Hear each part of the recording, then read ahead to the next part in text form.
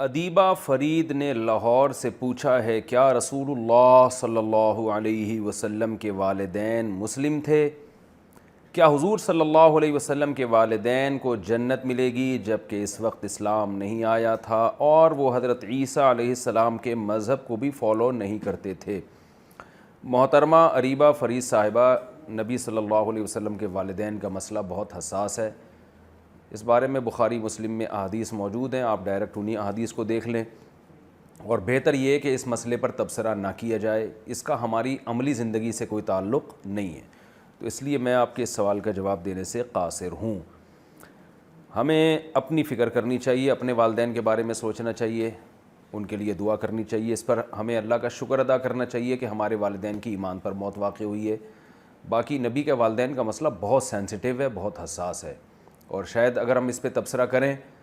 تو شاید ہمیں قیامت کے دن آپ صلی اللہ علیہ وسلم کے سامنے شرمندگی کا سامنا کرنا پڑے کہ میرے والدین کے اس موضوع کو تم نے کیوں اٹھایا اور کیوں اس پر بحث کی۔ والد کی کمائی حرام ہو تو بیٹا کیا کرے؟ محمد حنیف خان انڈیا سے، میرے والد کی آمدن میں حرام پیسے بھی شامل ہوتے ہیں اور گھر کا سودا وغیرہ بھی انہی کے پیسوں سے آتا ہے، تو کیا میرے لیے گھر کا کھانا حرام ہوگا؟ دیکھیے، والد اگر حرام کماتے ہوں اور زیادہ تر ان کی آمدن میں حرام ہو، تو اگر والد کی آمدن میں زیادہ حلال ہے، حرام کم ہے، تو پھر تو اولاد کے لیے اس سے کھانا جائز ہے۔ وہ یہی سمجھیں گے کہ ہم حلال سے کھلا رہے ہیں ہمیں، کیونکہ وہ تو مکس ہو رہا ہے، ہمیں کیا پتہ حلال ابھی جو کھلا رہے ہیں حلال ہے یا حرام ہے۔ تو غالب کا اعتبار ہوتا ہے شریعت میں کہ زیادہ حلال ہے تو پھر پورا حلال ہی سمجھا جاتا ہے۔ لیکن اگر والد کی آمدن ٹوٹل حرام ہے یا حرام زیادہ ہے، تو اگر حرام زیادہ ہے تو پھر اس میں والد صاحب اگر جو حلال پیسے ہیں اس کو الگ رکھا ہوا ہے والد صاحب نے اور کھلانے پلانے کا انتظام اس میں سے کیا ہوا ہے تو بھی جائز ہے، سب کے لیے کھانا اس میں سے جائز ہے بلا کراہت، کیونکہ والد صاحب کے حلال اگرچہ تھوڑا ہے مگر وہ تھوڑا الگ ہے، وہ اس کو مخلوط نہیں کیا، مکس نہیں کیا انہوں نے حرام میں، تو الگ سے اس میں سے کھانے پینے کا انتظام بچوں کے لیے کیا ہوا ہے۔ لیکن اگر والد صاحب کی آمدن میں زیادہ حرام ہے اور حلال کم ہے اور وہ مکس کر دیتے ہیں، اس کو پتہ نہیں چلتا کہ ہمیں حلال سے کھلا رہے ہیں کہ حرام سے کھلا رہے ہیں، یا ٹوٹلی حرام ہے، تو پھر یہ آمدن حرام ہی کہلائے گی۔ اب اور والد اگر حرام کماتے ہوں تو پھر اس میں جو حکم ہے وہ یہ ہے کہ بیوی کے لیے تو اس میں سے کھانا جائز ہے، کیونکہ والد کا نان نفقہ یعنی شوہر، بیوی کا نان نفقہ شوہر کے ذمے ہے، کیونکہ وہ تو اور کہاں جائے گی وہ کھانے کے لیے، تو وہ تو مجبور ہے۔ اسی طرح نابالغ بچے اور بیٹیاں خواہ بالغ ہی کیوں نہ ہوں، ان کے لیے بھی اس میں سے استعمال کرنا جائز ہے، اور یعنی جو نابالغ بیٹے ہوں یا بیٹیاں ہوں، اور بالغ میں صرف بیٹیاں، البتہ جو بالغ بیٹا ہے اس کا نان نفقہ باپ کے ذمے لازم نہیں ہوتا، لہذا بالغ بیٹے کے لیے اس میں سے کھانا جائز نہیں ہے، بلکہ بیٹے پر لازم ہے کہ وہ اپنے لیے الگ سے کوئی انتظام کرے کھانے پینے کا، اور جو بھی اس کی یعنی حلال سے انتظام کرے، وہ کمائے یا جو بھی کر سکتا ہے وہ کرے۔ ہاں، ایک صورت یہ بن سکتی ہے کہ چونکہ والد جب حرام کماتے ہیں تو ان پر واجب ہے کہ وہ رقم صدقہ کرے ثواب کی نیت کے بغیر، حرام رقم کو استعمال میں لایا نہیں جا سکتا، البتہ ثواب کی نیت کے بغیر صدقہ کیا جا سکتا ہے، وہ صدقہ کسی پہ بھی ہو سکتا ہے، کسی بھی غریب پر۔ تو والد اگر اپنے بالغ بیٹے پر وہ رقم صدقہ کر دے، یعنی اس کو مالک بنا دے جان چھڑانے کے لیے حرام سے، تو پھر جیسے کسی بھی فقیر کو دیا جا سکتا ہے تو اپنے بالغ بیٹے کو بھی دیا جا سکتا ہے، البتہ وہ بیٹیوں کو نہیں دیا جا سکتا، نہ نابالغ بچوں کو دیا جا سکتا ہے، ایسی رقم میں پھر وہ بالغ بیٹے کو دیا جا سکتا ہے۔ تو بالغ بیٹے کو اگر ضرورت ہو اور وہ گزارا نہیں کر سکتا ہے تو پھر اس کے لیے اس طور پر باپ کی رقم استعمال کرنا جائز ہے کہ باپ اس کو اس رقم کا مالک بنا دے، اور ملکیت تبدیل ہونے سے چیزوں کا حکم تبدیل ہو جاتا ہے۔ جیسے کہ نبی صلی اللہ علیہ وسلم کے گھر میں کچھ صدقے کی رقم آئی تو آپ نے گھر والوں سے پوچھا تو انہوں نے فرمایا کہ صدقے کا کچھ کھانے کی چیز آئی تو آپ نے گھر والوں سے پوچھا تو انہوں نے فرمایا یا رسول اللہ یہ صدقہ ہے، تو آپ نے فرمایا آپ کے لیے صدقہ ہے، میرے لیے ہدیہ ہے، یعنی میرے لیے آپ کی طرف سے ہدیہ ہے۔ جیسے ہم کسی فقیر کو زکوٰۃ کے پیسے دے دیتے ہیں، پھر وہ زکوٰۃ سے کسی مالدار کو گفٹ دے دے گا تو مالدار کے لیے وہ جائز ہے، اس لیے کہ تبدل ملک سے اس چیز کا حکم بدل گیا۔ جب فقیر کے ہاتھ میں گیا تھا تو صدقے کے طور پر گیا،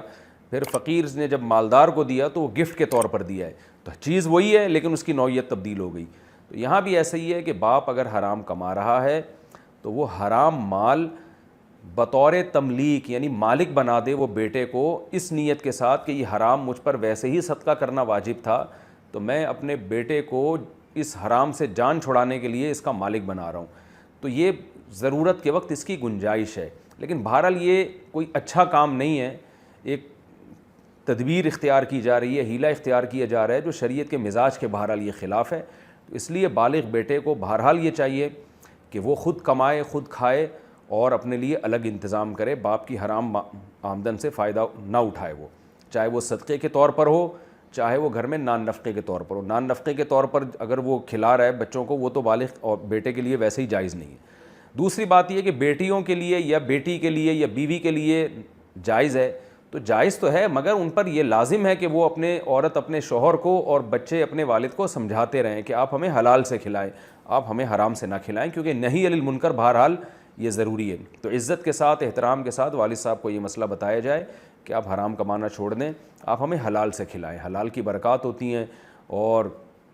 اس سے جو ہے انسان کی جسم سے اعمال اچھے نکلتے ہیں، اس کا بہت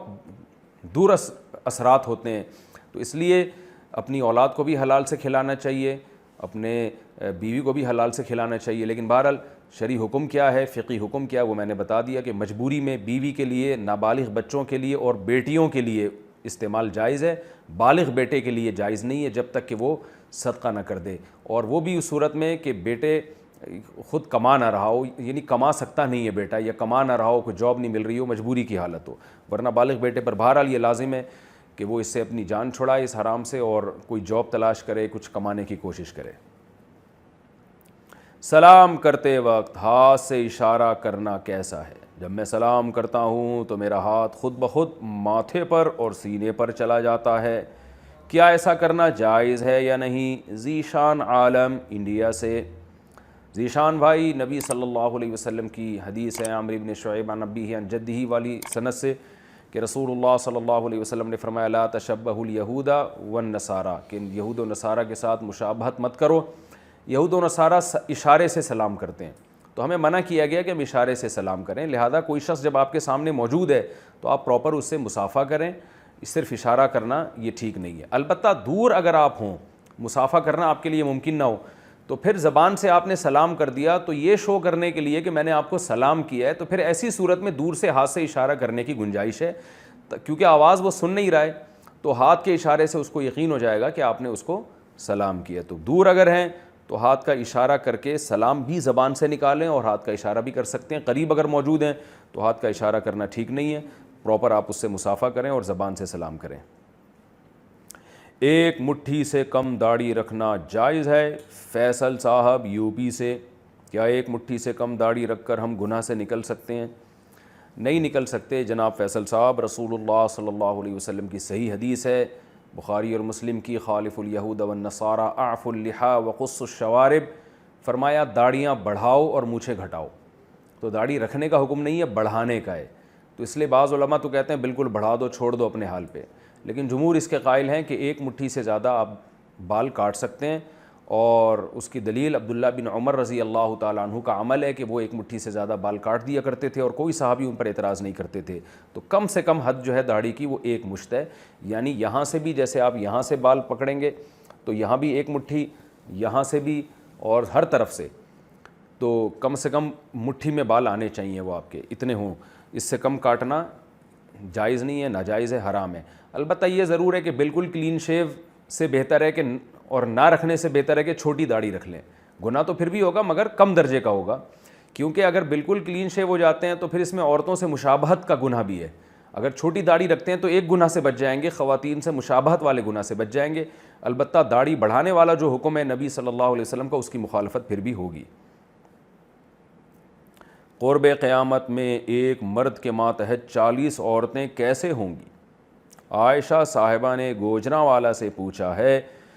کہ میں نے ایک حدیث میں پڑھا تھا کہ قیامت کے قریب ایک مرد کے سپرد 40 خواتین ہوں گی۔ سوال یہ ہے کہ ایک مرد 4 شادیاں تو کر سکتا ہے مگر 40 خواتین کس طرح ہوں گی؟ اس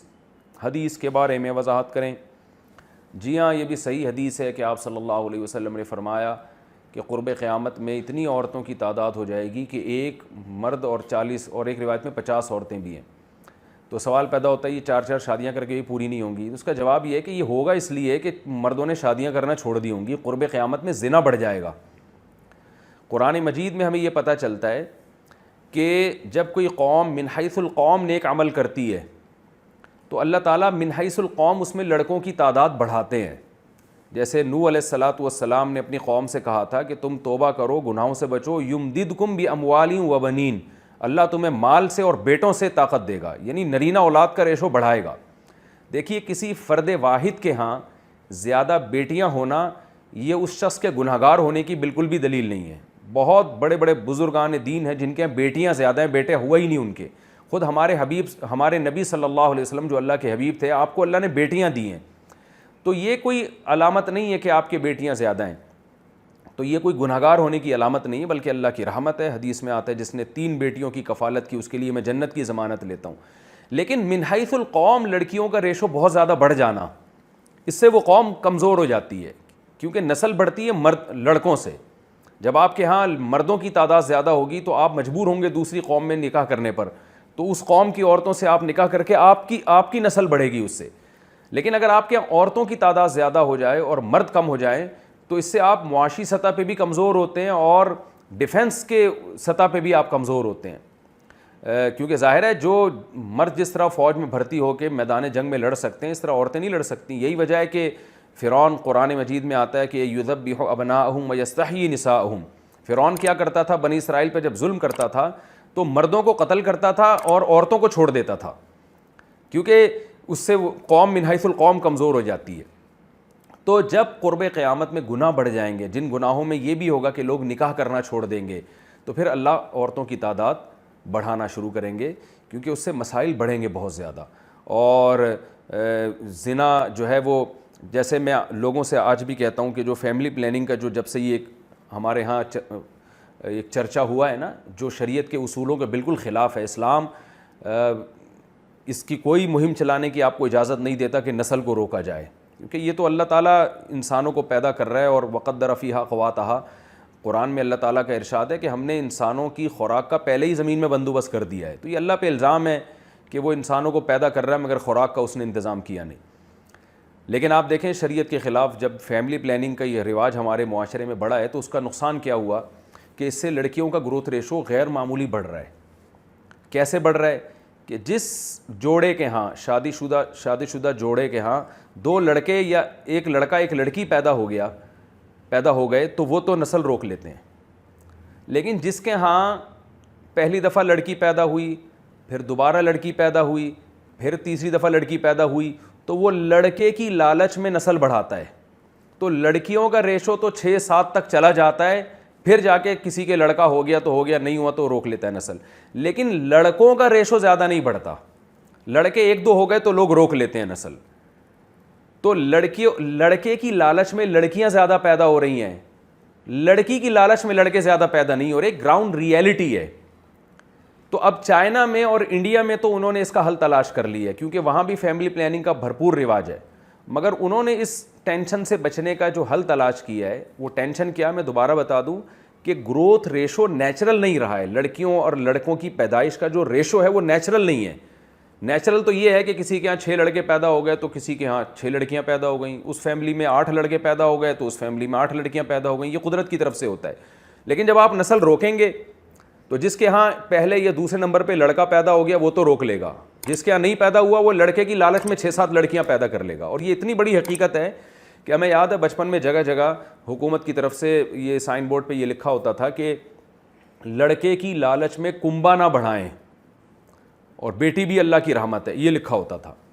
حالانکہ یہ نیچرل نہیں ہے. ہر شخص کو اپنی اولاد میں نرینہ اولاد چاہیے. اس کو پتہ ہے بھئی یہ نرینہ جو لیس الذکر کالانثیٰ, قرآن بھی کہتا ہے جو کام لڑکا کر سکتا ہے وہ لڑکی نہیں کر سکتی. تو اب مسئلہ یہ ہے کہ چائنا میں بھی فیملی پلاننگ پر عمل ہوتا ہے, انڈیا میں بھی. تو انہوں نے تو اس کا حل یہ دیکھا کہ یار اگر ہم اس طرح بے لگام لوگوں کو چھوڑ دیں گے اور ہم سب کو کہیں گے 2-2 بچے پیدا کرو, تو نتیجہ یہی ہوگا کہ 6-6 8-8 بیٹیاں بھی پیدا ہو جائیں گی لڑکے کی لالچ میں, اور پھر ایک آدھ لڑکا جا کے پیدا ہوگا تو لڑکیوں کا ریشو بڑھ جائے گا.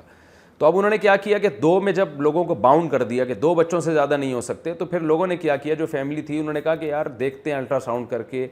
اگر لڑکی ہے تو اس کو ماں کے پیٹ میں ہی مار دیا جائے, لڑکا ہے تو پیدا ہونے دیا جائے. تو وہ انہوں نے قتل کا ایک سنگین جرم ہے جس کے وہ مرتکب ہوئے ہیں کہ ماں کے پیٹ میں ہی لڑکی کو مار دیا جاتا ہے, کیونکہ آپ کے پاس آپشن صرف 2 کا ہے. جب کم کا آپشن آپ کے پاس ہوتا ہے نا, تو آپ پھر جو وہ جنس جو زیادہ اعلیٰ ہے آپ اس کو ترجیح دیتے ہیں. آپ اعلیٰ سے اعلیٰ جنس کو آپ ترجیح دیں گے, تو مرد اور عورت میں یہ جنس جو مرد کی جنس ہے وہ اعلیٰ سمجھی جاتی ہے. تو اس لیے چائنا میں کیا ہوا کہ پھر جو شادی شدہ جوڑے تھے انہوں نے یہ کیا کہ بھئی جو الٹرا ساؤنڈ کرتے ہیں اگر لڑکی ہے تو اس کو ماں کے پیٹ میں ہی قتل کر دیا جائے, اور کروڑوں لڑکیوں کو قتل کر دیا گیا. انڈیا میں بھی یہی ہو رہا ہے, کروڑوں بچیاں ماں کے پیٹ میں ہی مار دی گئی ہیں, جن کا حساب قیامت کے دن ان کو دینا پڑے گا, کیونکہ قرآن کہتا ہے وَإِذَا الْمَوْءُودَةُ سُئِلَتْ بِأَيِّ ذَنبٍ قُتِلَتْ, ہم زندہ دفن کی ہوئی بچیوں سے پوچھیں گے کہ بتا تجھے کس جرم میں مارا تھا. تو علامہ ابن کثیر رحمۃ اللہ نے لکھا ہے اس آیت کے تحت کہ جیسے عرب میں یہ رواج تھا کہ بچی کو زندہ دفن کرتے تھے, تو یہ جیسے قتل تھا, تو جو مائیں اپنے پیٹ میں اپنی بچیوں کو مارتی ہیں, قتل کرتی ہیں, جو باپ اپنی بیٹی کو پیدا ہونے سے پہلے مار دیتا ہے, اس کی بیٹی کو بھی قیامت کے دن اللہ اپنے دربار میں لا کے کھڑا کرے گا اور پوچھے گا کہ بتا تجھے کس جرم میں دنیا میں آنے سے روکا گیا اور ماں کے پیٹ میں ہی تیرا گلا گھونٹ دیا گیا. تو یہ ظلم ہو رہا ہے جس کی وجہ سے انڈیا میں لڑکوں کا ریشو بڑھ گیا ہے اور چائنا میں بھی. لیکن اگر وہ نیچرل پہ رکھیں نا, چھوڑ دیں, تو آپ دیکھیں وہ بے تحاشا لڑکیاں پیدا ہوں گی, لڑکے مارکیٹ سے شارٹ ہو جائیں گے. تو یہ فیملی پلاننگ کا ایک بہت ہی بھیانک نتیجہ ہے جو دنیا دیکھ رہی ہے, اور ہمارے ملک میں بھی ایسا ہو گیا. میں تو دیکھتا ہوں گھروں میں 6-6 8-8 بیٹیاں ہیں بیٹے کی لالچ میں, لیکن 8-8 بیٹے ہمیں مارکیٹ سے شارٹ نظر آ رہے ہیں. پہلے ایسا ہوتا تھا کہ بھئی ان کے ہاں 7 بچوں لڑکوں کے بعد ایک لڑکی پیدا ہوئی, تو ان کے ہاں 7 لڑکیوں کے بعد ایک لڑکا پیدا ہوا. اب الٹا حساب کتاب ہو رہا ہے کہ لڑکیاں تو بہت ہیں, لڑکے آہستہ آہستہ مارکیٹ سے شارٹ ہو رہے ہیں. تو جب بھی آپ فطرت سے بغاوت کرتے ہیں, شریعت سے بغاوت کرتے ہیں, اس کے بھیانک نتائج نکلتے ہیں. تو وہ نتائج نکلیں گے, زنا معاشرے میں پھیلے گا, جس کا یہ نتیجہ نکلے گا کہ نبی صلی اللہ علیہ وسلم نے فرمایا قرب قیامت میں 40 عورتوں کے مقابلے میں 1 مرد ہوگا. تو وہ نکاح کا رواج ہی ختم ہو چکا ہوگا. یہ 4 شادیاں جو آپ نے پوچھا ہے سوال کہ 4 سے کیسے پورے ہوں گے, وہ 4 کیا, اس میں ایک بھی لوگ ایک شادی بھی نہیں کر رہے ہوں گے اس وقت, تو اسی کا تو وبال ہوگا. اگر لوگ اس زمانے میں اتنے نیک ہو جائیں کہ 4 شادیوں پہ آ جائیں, تو پھر یہ گروتھ ریشو میں جو یہ اتنا زیادہ بیلنس جو ان کا آؤٹ ہوا ہے نا, یہ آؤٹ ہی نہیں ہوگا. کیونکہ جب تک لوگ فطرت کو فالو کرتے ہیں تو قدرت پھر ایسے انتقام لوگوں سے لیتی نہیں ہے.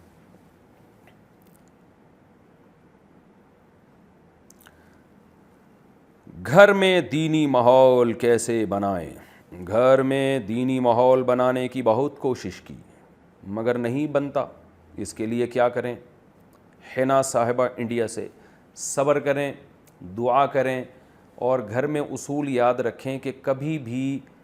چھوٹا بھائی بڑے بھائی کو ایسے تبلیغ نہ کرے کہ یہ کر لو یہ نہیں کرو. چھوٹی بہن بڑی بہن کو یوں نہ سمجھائے کہ یوں کرو یوں نہ کرو. بچے اپنے ابا اماں کو یوں نہ سمجھائیں کہ ابا یہ کر لیں یہ نہ کریں. اس سے فائدے کے بجائے الٹا نقصان ہوتا ہے. اپنے گھر کے افراد کو تبلیغ کا طریقہ بہت حکمت کے ساتھ, وہ طریقہ یہ ہے کہ یا تو علماء کے بیان لگا دیں. مجھے بتایا بہت سے لوگ انڈیا میں علماء کے بیانات, کچھ تو میرے بھی لگا کے نا LED لگا کے بیان لگا دیتے ہیں, سب گھر والوں کو بٹھا دیتے ہیں. تو بہت سے علماء ہیں ان کے اصلاحی بیانات ہوتے ہیں, کسی کا بھی بیان چلا دیا کریں, یا گھر میں کوئی حدیث کی کتاب ہو اس کی تعلیم کا انتظام شروع کر دیں اور ان کے لیے دعا کریں. اس سے زیادہ نہیں ہو سکتا. اگر آپ نے یوں کرنا شروع کر دیا نا, یہ کیا کر رہے ہو, یہ ناجائز ہے, یہ حلال ہے, یہ حرام ہے, تو اس سے گھر کے اندر بجائے اصلاح کے الٹا فساد پیدا ہوتا ہے. تبلیغ والوں سے رابطہ رکھیں. تبلیغ میں اگر گھر کے چند افراد بھی تبلیغ میں وقت لگا لیں تو بہت جلدی گھر کا ماحول تبدیل ہوتا ہے, کیونکہ گھر میں پھر تعلیم کا انتظام شروع ہو جاتا ہے اور اس سے گھر کی سارا ماحول چینج ہونا شروع ہو جاتا ہے. تو اگر ہو جائے چینج ٹھیک ہے, نہیں ہو تو اپنے حال پہ چھوڑ دینا چاہیے, بس دعا مانگنی چاہیے. پھر سجدہ سہو کرنا بھول گئے تو نماز کا حکم. نماز میں اگر ہم کچھ بھول جائیں تو سجدہ سہو کرتے ہیں, لیکن اگر سجدہ سہو بھی بھول جائیں تو نماز ہو جائے گی کہ نہیں؟ بھائی سجدہ سہو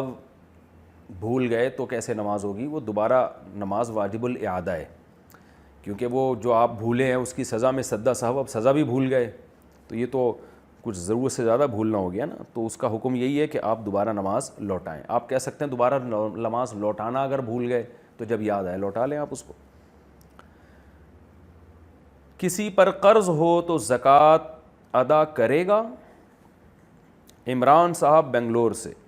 مجھ پر 40 لاکھ کا قرض ہے، اس کے علاوہ میرے پاس کچھ مال بھی ہے، کیا مجھے اس کی زکوٰۃ ادا کرنی ہوگی؟ مال اگر بیچنے کے لیے خریدا تھا آپ نے اور اس کی قیمت 40 لاکھ سے زیادہ ہے تو پھر تو زکوٰۃ دینی پڑے گی، اور اگر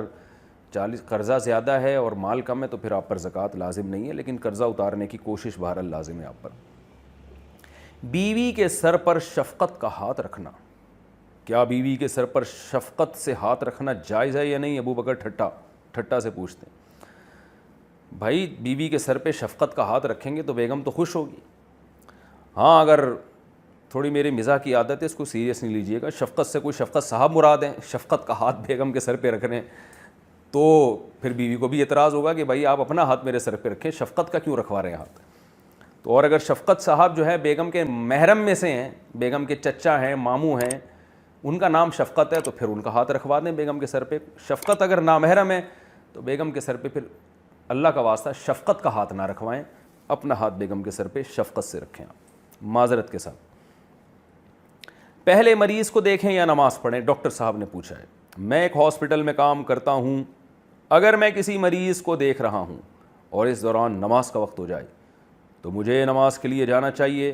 یا پہلے مریض کا چیک اپ کر لینا ضروری ہے؟ سلمان صاحب کو ہارٹ سے۔ ڈاکٹر لگ رہے ہیں آپ مجھے، جناب ڈاکٹر سلمان صاحب، مریض جماعت سے نماز چھوڑنا جائز نہیں ہے۔ آپ کو مسجد میں پراپر طریقے سے، اگر مسجد قریب میں موجود ہے تو جماعت سے نماز پڑھنی پڑے گی، اور اس دوران اگر کوئی پیشنٹ آتا ہے تو ایکسکیوز کر لیں آپ کہ بھائی نماز کھڑی ہوئی ہے، نماز کا ٹائم ہونے والا ہے، میں جا رہا ہوں۔ تو نارمل حکم تو، عام حکم تو یہی ہے۔ البتہ اگر مریض اتنی خطرناک نوعیت کا ہے کہ آپ اگر نماز کے لیے گئے تو اس کو نقصان ہونے کا خطرہ ہے۔ نقصان سے میری مراد یہ ہے کہ یا تو موت کا خطرہ ہے، یا موت کا تو نہیں ہے لیکن اس کا مرض بگڑنے کا خطرہ ہے، مرض بڑھنے کا خطرہ ہے اس کے، کہ بھئی اگر فوراً ابھی نہیں دیکھا، جیسے کسی کا بی پی ہائی ہے اور آپ کو پتہ ہے میں اگر چلا گیا اور یہ بی پی کو لو کرنے کی دوا اس کو بھی میں نے نہیں دی، یا جو بھی علاج ڈاکٹر حضرات کرتے ہیں نہیں کیا، تو اس کا بی پی اور بڑھ سکتا ہے یا کچھ ڈیمیج کر سکتا ہے کسی باڈی کے کسی حصے کو، تو پھر ایسی سیریس کنڈیشن میں تو آپ جماعت سے نماز چھوڑیں، اس کا پہلے علاج کریں اور پھر فوراً آپ نماز پڑھیں۔ لیکن اگر ایسی کوئی خطرناک یا ڈینجرس کنڈیشن نہیں ہے، نارمل پیشنٹ ہیں جو عام طور پر ہوتے ہیں، تو پھر آپ جماعت سے نماز نہیں چھوڑ سکتے۔ کالا علم کرنے والی خواتین، نورین صاحبہ فیصل آباد سے پوچھتی ہیں، لوگ اکثر کہتے ہیں کہ جو عورتیں کسی پر کالا علم کرواتی ہیں وہ شادی کے بعد ماں نہیں بن سکتی، کیا یہ درست ہے؟ جو عورتیں کالا پیلا علم کرواتی ہیں نا وہ کسی کام کی نہیں رہتی ہیں۔ یہ جو جادو ٹونے میں جو لوگ پڑھتے ہیں نا، آخرت میں تو تباہ ہوتے ہی ہیں، ان کی اپنی زندگی دنیا میں بھی برباد ہو جاتی ہے، جو میں نے اپنی آنکھوں سے دیکھا بھی ہے۔ بہت برباد زندگی ان کی گزرتی ہے اور بہت سارے مسائل ان کے ساتھ ہوتے ہیں۔ تو میں یہ نہیں کہہ سکتا کہ ماں نہیں بن سکتی، لیکن اس کا امکان ہے کہ ماں نہ بن سکیں یا اور کوئی ان کے ساتھ مسئلہ ہو جائے۔ تو یہ حرام کام ہے، جادو ٹونے وغیرہ، اور حرام ہی ہوتا ہے، اور یہ تو بہت ہی گندے علوم ہیں، اس کا بہت سخت نقصان ہوتا ہے، ان کو بھی، ان کے رشتہ دار، ان کی فیملی کو بھی نقصان کا خطرہ ہوتا ہے۔ غیر مسلم کے مرنے پر کیا پڑھیں؟ جس طرح مسلم کی وفات پر انا للہ و انا الیہ راجعون پڑھتے ہیں، اس طرح بعض لوگ غیر مسلم کی وفات پر فی ناری جہنم کہتے ہیں۔ یہ پڑھنا کیسا ہے؟ اگر صحیح نہیں تو پھر کیا پڑھیں؟ محمد سراج دہلی سے۔ دیکھیں، انا للہ و انا الیہ راجعون کا جو اصل مطلب ہے وہ یہ کہ ہم اللہ ہی کے لیے، ہم نے اللہ کی طرف لوٹ کر جانا ہے۔ تو اصولی طور پر تو ہر مصیبت میں یہ دعا پڑھی جا سکتی ہے، بھئی ہم نے اللہ کی طرف لوٹ کر جانا ہے، جو ہمیں مصیبت ملی ہے اس کا اللہ ہمیں آخرت میں بدلہ دے گا انشاءاللہ۔ لیکن چونکہ یہ دعائیہ کلمات ہیں اور غیر مسلم کے لیے دعا کرنا یہ جائز نہیں ہے، تو اگرچہ یہ غیر مسلم کے لیے دعا نہیں ہو رہی ہے، وہ اپنے لیے رہی ہے، لیکن یہ برکت والے کلمات ایسے موقع پہ کہنا یہ شریعت کے مزاج کے خلاف معلوم ہوتی ہے یہ بات۔ تو ایسے موقع پہ افسوس کا اظہار کر دینا تو ٹھیک ہے، لیکن دعا کے کوئی ایسے کلمات ادا کرنا مجھے یہ عمل ٹھیک نہیں لگتا۔ اس کو ہم فقہ میں صراحتاً تو میں نے نہیں دیکھا کہ فقہاء نے اس بارے میں کیا لکھا ہے، لیکن کوئی بھی اس طرح کے مہذب کلمات، جو مہذب سے مراد یہ کہ مقدس کلمات، ایسے موقع پہ غیر مسلم کی موت کے موقع پہ کہنا جو مقدس کلمات سمجھے جاتے ہیں، جو قرآن و سنت میں جو منصوص ہیں، وہ عمل ٹھیک معلوم نہیں ہوتا، کیونکہ یہ بھی ایک قسم کی دعائیہ کلمات ہی ہیں۔ تو آپ سیدھے سادہ اپنی زبان میں، انگلش میں، اردو میں، پشتو میں، جو بھی آپ کی زبان ہے، اس میں تعزیت کا اظہار تو کر سکتے ہیں کہ کوئی غیر مسلم کی موت ہو گئی تو آپ نے اس کے رشتہ داروں سے کہہ دیا کہ بھئی ہمیں افسوس ہوا آپ کے فلاں شخص کا انتقال ہو گیا اور ہم اس غم میں آپ کے ساتھ برابر کے شریک ہیں، یا ان کو تسلی کے کوئی 2 جملے بول دیں، یہاں تک تو ٹھیک ہے، لیکن آگے یہ دعائیہ کلمات پڑھنا یہ ٹھیک معلوم نہیں ہوتا، یہ مسلمانوں کا خاصہ ہے۔ دوسری بات یہ کہنا فی ناری جہنم، یہ بھی غلط ہے۔ وہ جہنم میں جو بھی شرک پر مرے گا، کفر پہ مرے گا، تو قرآن میں تو صاف ہے کہ اس کی بخشش نہیں ہوگی، لیکن یہ قرآن نے بتا دیا کافی ہے، آپ کو یہ بار بار ہائی لائٹ کرنا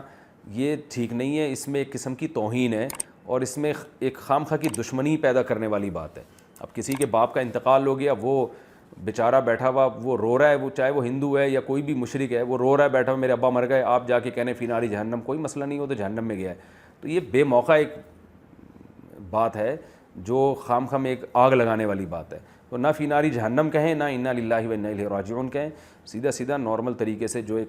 کسی بھی مصیبت پہ افسوس کے اظہار کا ایک کسی بھی قوم میں کوئی بھی طریقہ ہو، عرف ہو، اس کے مطابق افسوس کا اظہار کریں، اس سے آگے نہ بڑھیں آپ۔ لڑکی کے والد بینک سے ریٹائر ہوں تو رشتہ ہاں کر دیں؟ طلحہ صاحب نے کراچی سے پوچھا ہے، ہاں انورٹڈ کوما میں۔ ایک جگہ رشتے کی بات چلی ہے، لڑکی کے والد بینک سے ریٹائر ہیں جبکہ والد صاحب پرائیویٹ کمپنی میں جاب کرتے ہیں، لڑکی کے دادا بینک سے ریٹائر ہیں، سوری، اچھا سوال بھی لڑکی کے دادا کے بارے میں،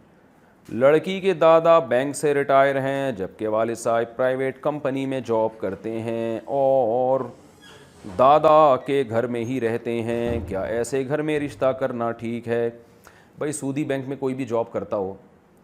تو اس کی بیٹی سے یا پوتی سے رشتہ بالکل جائز ہے، چاہے وہ حرام ہی کماتا ہو، اس کی بیٹی سے نکاح حرام نہیں ہو جاتا، تو نکاح بالکل جائز ہے۔ البتہ یہ ضرور ہے کہ شادی کے بعد جب آپ کے تعلقات بڑھیں گے تو آپ کے ہاں حرام سے کھانا بہرحال ناجائز ہوگا آپ کے لیے، یعنی آپ کے لیے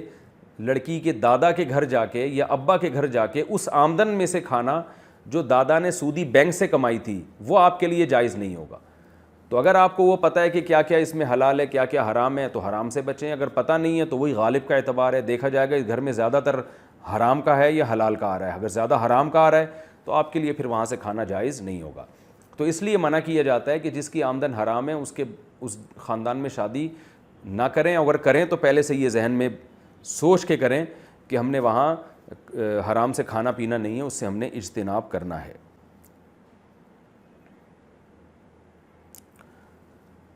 دانتوں پر تار لگانا وضو اور غسل کا کیا حکم ہوگا؟ دانتوں پر تاریں لگانا جائز ہے یا نہیں؟ دانتوں پر تار لگانے سے پانی تاروں سے گزرتا ہے، دانتوں سے نہیں گزرتا، تو اس سے وضو اور غسل میں کوئی فرق تو نہیں پڑے گا؟ نیز دانتوں پر تار لگانا اللہ کی تخلیق کے بدلنے میں کے ضمن میں تو نہیں آئے گا؟ عبداللہ صاحب کراچی سے۔ دانتوں پر خام خواہ میں تو کوئی بھی تار نہیں لگاتا، دانتوں پہ تار لگایا جاتا ہے ان کی سیٹنگ کو چینج کرنے کے لیے، تو جو قدرت نے آپ کے دانتوں کو نارمل سیٹنگ دی ہے اس کو جو چینج کرنا بالکل حرام ہے۔ صحیح حدیث ہے لعن اللہ المتفلجات، اللہ نے ان عورتوں پر لعنت کی ہے جو اپنے دانتوں میں خلا پیدا کرتی ہیں، دانت اگر ملے ہوئے ہیں تو ان میں خلا پیدا کرنے کی اجازت نہیں، تو کسی قسم کی چینجنگ دانتوں میں کی نہیں جا سکتی، بلکہ پوری باڈی میں نہیں کی جا سکتی، ناک موٹی ہے تو پتلی کروا دیں اس کو آپریشن کر کے، پتلی ہے تو موٹی کروا دیں، یہ سب چیزیں، ہونٹ موٹے ہیں تو باریک کروا دیں، باریک ہیں تو موٹے، یہ حرام ہے۔ البتہ کسی کے باڈی میں واقعی کوئی عیب ہو تو اس عیب کو نارمل کنڈیشن میں لانے کی حد تک ٹھیک ہے، جیسے ایکسیڈنٹ ہوا، ناک خدا نخواستہ ٹیڑھی میڑھی ہو گئی تو آپریٹ کر کے اس کو سیدھا کر لینا، اپنی اصل کنڈیشن پہ لے آنا جائز ہے۔ اسی طرح قدرتی عیب بھی بعض دفعہ ہوتا ہے کہ بعض لوگوں کے جو آگے کے دانت ہیں یہ بہت زیادہ ہونٹوں کے باہر نکلے ہوئے ہوتے ہیں جو عام طور پہ لوگوں کے ہوتے نہیں ہیں، یعنی ایک نارمل تخلیق ایسی ہوتی نہیں ہے قدرت کی طرف سے، یہ ایک عیب پیدا ہو گیا اس کے اندر، یہ پیدائشی بھی ہو سکتا ہے، بعد میں بھی کوئی ایکسیڈنٹ کے نتیجے میں بھی ہو سکتا ہے۔ تو دو دانت بعض لوگوں کے آگے بہت نکلے ہوئے ہوتے ہیں، اس میں ان کو بات کرنے میں مشکل ہوتی ہے، منہ ان کا ہر وقت کھلا رہتا ہے، تو ایسی کنڈیشن میں تار لگا کے ان دانتوں کو ڈاکٹر آپریٹ کر کے پیچھے کر لیتے ہیں تو یہ جائز ہے، یعنی نارمل کنڈیشن میں لے آتے ہیں تاکہ بہت زیادہ جو بھدے لگ رہے ہیں یہ نہ لگیں۔ تو یہ عمل بالکل جائز ہے. تو اس میں اگر تار لگا ہوا ہے وہ تو ضرورت سے لگا ہے, تو اس کے اندر اگر پانی نہیں بھی جا رہا تو معاف ہے, کیونکہ وہ تاروں کو ہٹا کے پانی اندر لے جانا ممکن نہیں ہوتا. تو وہ تار لگا کے دانتوں کو نارمل کنڈیشن میں لانا ایسی مجبوری میں جائز ہے, اور اس دوران وضو اور غسل بھی ہو جائے گا.